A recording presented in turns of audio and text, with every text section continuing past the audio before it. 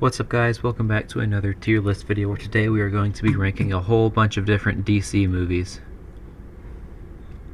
And I just learned I could do this, that you can actually edit what's in the box. So you know, E tier is such a weird category that I'm just going to put the ones I haven't seen there. And this is just movies. First of all, the 60s live action Batman movie, which I didn't even know really was a thing. Just like, because I haven't seen it, I'm just gonna put it here and just not explain any reasoning behind it, because there is no reasoning behind it. Superman the movie. It's a good baseline DC movie for really wanting to get your feet wet with it. Because and same for, oh my gosh, same for Superman 2. They're both simple, cut and dry Superman stories. Nothing special, but hey, they don't need to be. Very consistent. I don't know what that is. Was that like... I have no idea what that says, but I'm just going to assume I haven't seen it. Okay, Superman 3. This is where the Christopher Reeve Superman movies start falling off a little bit. It's a C. It just... It has Superman in it, but it doesn't really feel like a Superman story, if that makes sense.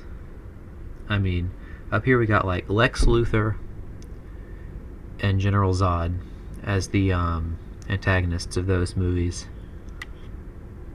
But like there almost really wasn't even like a clear-cut villain in this movie. From what I remember, I haven't seen it in forever. Superman 4. Lex Luthor comes back, which could have been good. I think he tried to clone Superman or something. It could have been Bizarro, which could have at least made it interesting. But I don't even remember the superpowered bad guy's name in that movie.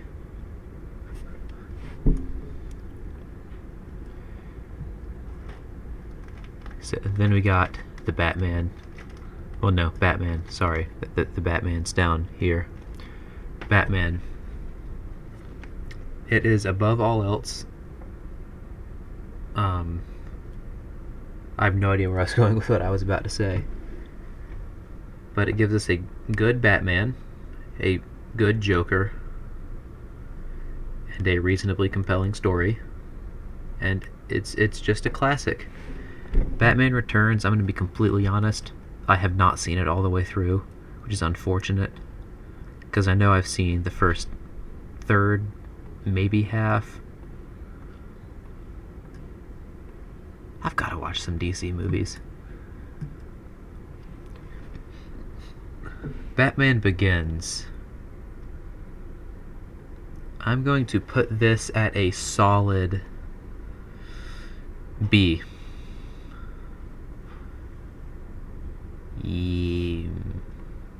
I don't know, actually.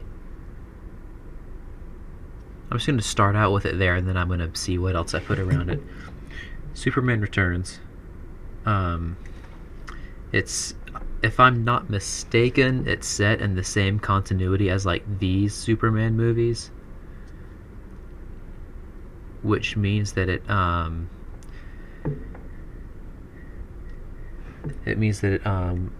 well, that alone means that it should at least compare to Superman 3, if not be better. And it was better than Superman 3, but it was by no means on level with Batman Begins. The Dark Knight. The Dark Knight is pretty much a perfect movie in every way possible. Christian Bale had his time to shine in Batman Begins, and then some in The Dark Knight as well, but this was Heath Ledger's time to shine. You will never find a better Joker than Heath Ledger. By far my favorite DC movie, without question. Green Lantern.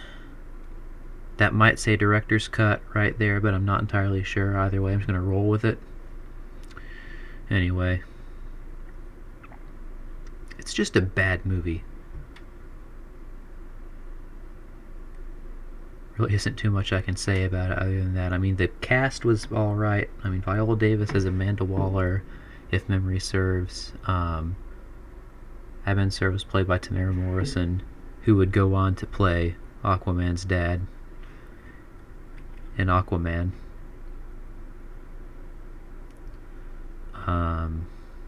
And then I think Taika Waititi was in that movie as well. I'm sure there was at least a couple.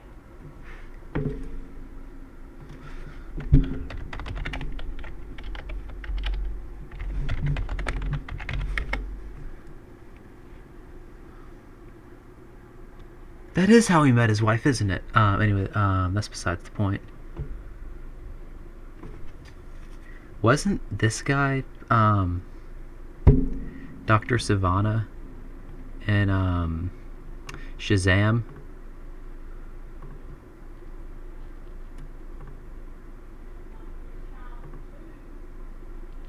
Yeah, he was.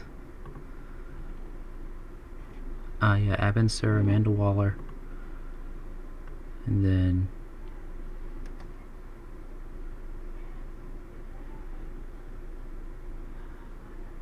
yeah, I mean, not a bad cast. It's just the writing, both script and plot, was terrible. And then the CGI was overused, because, like, you don't need the suit to be CGI as well. Maybe some CGI elements, but, like, 90% of the time, if it's just, like, a bodysuit, it's not going to need to be CGI.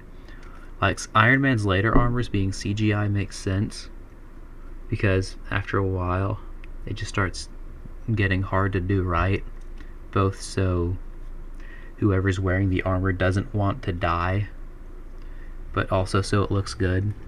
So after a while it just kind of became a necessity, but I don't even think they tried here.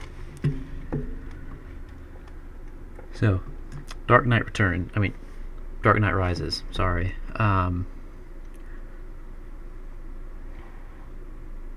Trying to think of what to say about it.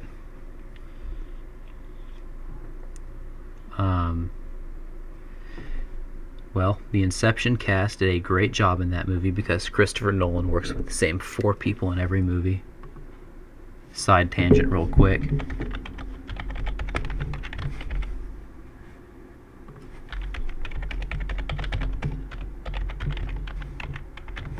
I mean, it's kind of stupid how many people were in both movies. It's got Joseph Gordon-Levitt, her, Michael Caine, Cillian Murphy, Tom Hardy, wherever he is.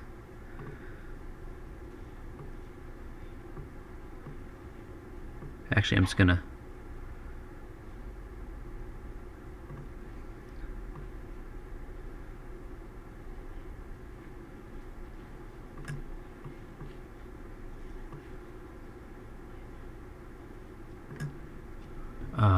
and that one. Yeah, Joseph Gordon-Levitt, Cillian Murphy, Tom Hardy, who is probably somewhere in here. There he is. Her, Michael Caine, and probably at least a couple extras. Then I think he might have been in Batman Begins, but I'm not 100% sure, and I don't care enough to check. It's just weird how much overlap there was, even considering both movies were directed by Christopher Nolan. Side tangent done. That's not me hating on the cast. I like all those cast members. Or at least don't dislike them. I mean, some I definitely like more than others. I got distracted. Anyway.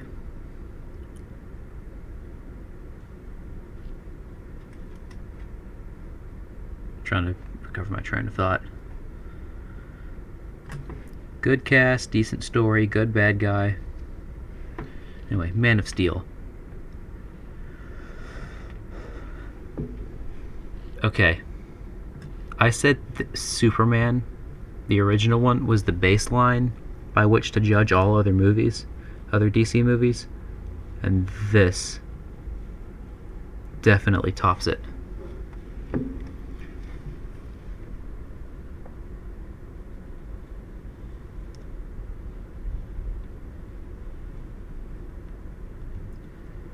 Batman vs Superman.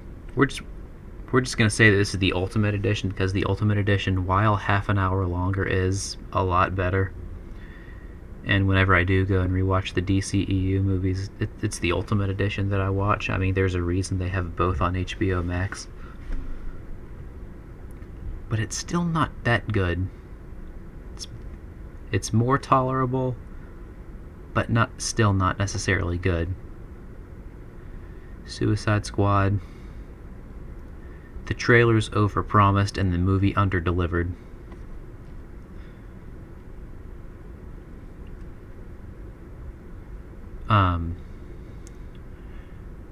I know that the movie was trying to be edgy. The trailers made that clear, but it seemed more like a good thing and not just the pile of crap we got for the theatrical release. I don't even know if the director's cut could save it. Wonder Woman. As good as, if not better than, The Dark Knight Rises. Actually. Yeah, no, that's going there. Which means that needs to get bumped down to there. There we go. I'm not even going to comment on that. It's not worth a comment. Aquaman. Surprisingly good for a superhero that can talk to fish. Jason Momoa is great. Excited to see him in Fast and Furious 10. What's that, like 4 months? Something like that.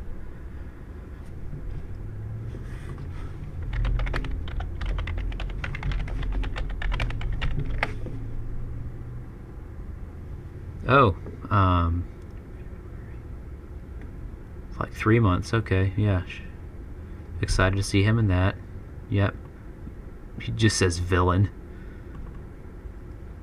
Okay, anyway. Don't get distracted. Shazam. Where to put Shazam?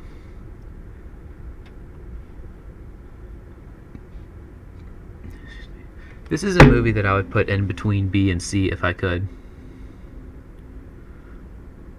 Because, it feels wrong placing it next to Batman Begins, but it also doesn't feel right placing it before Batman vs. Superman. I don't know. I haven't seen that. Birds of Prey. Birds of Prey was surprisingly good. I have no qualms about, well, once again, we need a good buffer between these two. So I'm just going to put that right there. I'd rather watch Shazam than Birds of Prey. But I would definitely rather watch Birds of Prey than any other movie on this list. It was solid. Don't really have too much bad to say about it. Wonder Woman 1984 was a good half hour too long. Not as bad as Suicide Squad. Better than Superman. I was gonna drop it, yeah. It overpromised because considering how good Wonder Woman was. Now getting down to some of the good ones. Justice League. I have no problem whatsoever with longer movies, and considering that the day that Zack Snyder's Justice League premiered on HBO Max, I got a day out of school because of weather. Gave me the perfect opportunity to watch that. So the story behind that was it was raining a lot that day. I mean, the day before it was raining a lot, and because there's a bunch of dirt roads in my area, they said, okay, it's looking like we're not going to be able to get people to school tomorrow because of all the rain. It rained for like half an hour the next day, and it was beautiful day the rest of the day. So that was funny. And it gave me the perfect 4-hour window to watch this movie. Miles ahead of the theatrical cut. And even though it is 4 hours long, I would watch that pretty much before I watched any other movie on this list. Suicide Squad, once again, almost a perfect movie.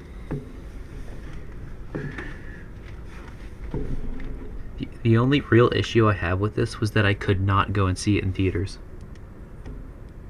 That's really my only complaint. But then again, I couldn't see like 90% of these in theaters. I was 3 years old when that one came out. I did go and see that in theaters. I was born like, was that 1989?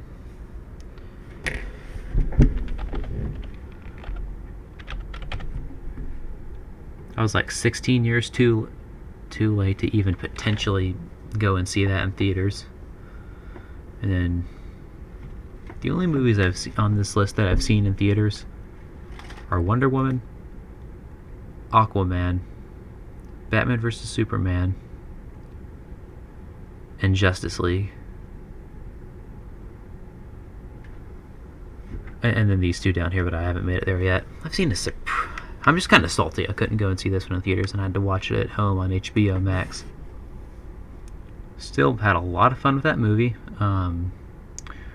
Great action, great comedy, and it is for this reason that I do not doubt James Gunn. Considering he's the head of DC now.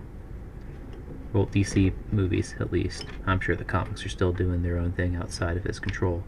Anyway, The Batman. I have only seen this movie one time somehow, and I keep thinking that I need to fix that. I've got this weekend, I guess. Probably watch at least a few of these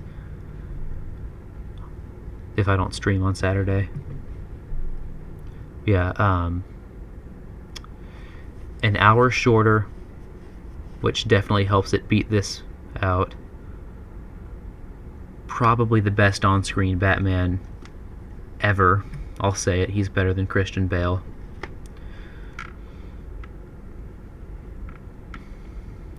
And then the Riddler was crazy in all of the right ways. And that Joker tease at the end, that was great. The post-credit scene kind of pissed me off, though. Now, Black Adam, the end of the DC... Wait, no, not yet. Still got The Flash and Shazam 2 and Aquaman 2. Black Adam. It goes right there. It is a superhero movie starring The Rock, and that's really all you need to know about it. It is exactly what you'd expect based on that sentence alone. I mean, it was cool to see like Dr. Fate and Hawkman in that movie, but that Superman cameo in the end was just ruined.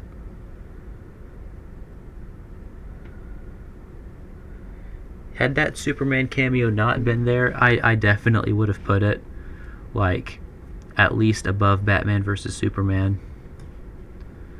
But Henry Cavill got done dirty there.